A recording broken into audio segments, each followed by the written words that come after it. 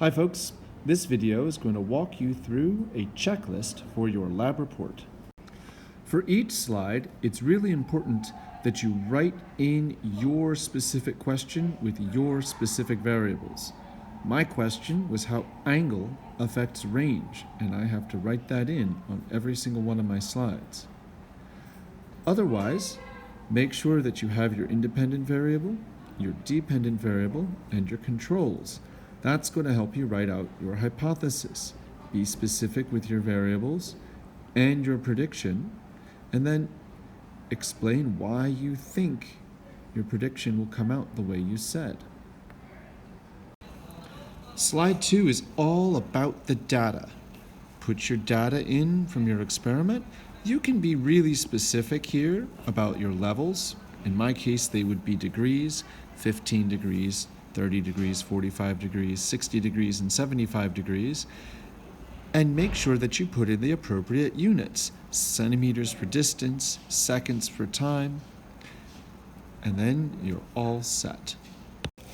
Slide 3 is all about your graph and your caption. In your graph, make sure you have a title that matches your variables. The effect of angle on range in rockets. I wrote my title before I wrote in my data, so it overlaps a little bit. Make sure you labeled both of your axes with what they show and appropriate units. Make sure that your data also has units. In my case, angle is measured in degrees and distance is measured in centimeters.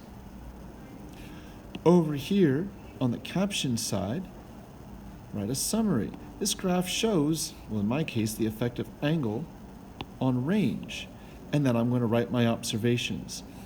I noticed that the greatest distance was at 45 degrees, and that my distance was almost 700 centimeters, 660 centimeters. And that tells me that 45 degrees sends my rocket a long way.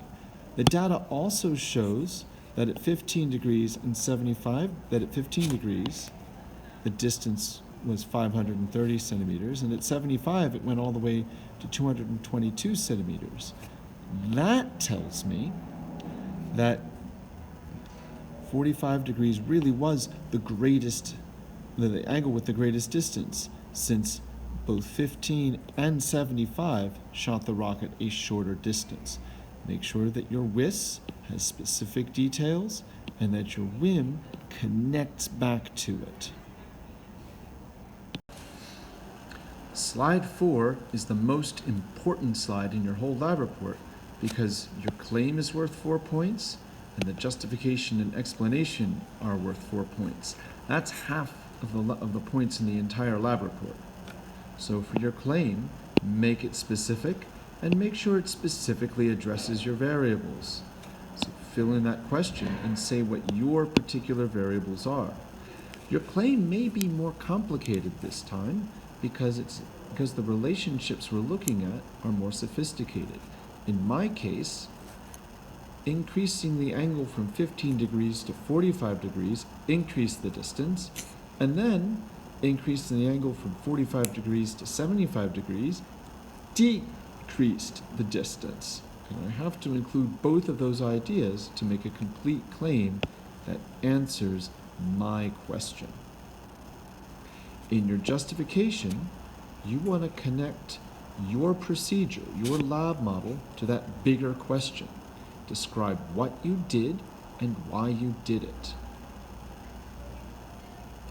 For your explanation, use your claim, say if your hypothesis was correct or not, and then support your claim with specific evidence, that's numbers and data.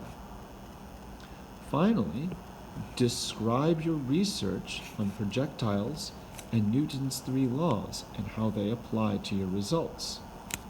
Do your results make sense because of projectile motion? Write it in your reasoning. Are your results an example of Newton's second law? Write that in your reasoning too. When you've gone through this whole checklist, and you've completed all 4 slides, then you can turn in your lab report and have a wonderful holiday break.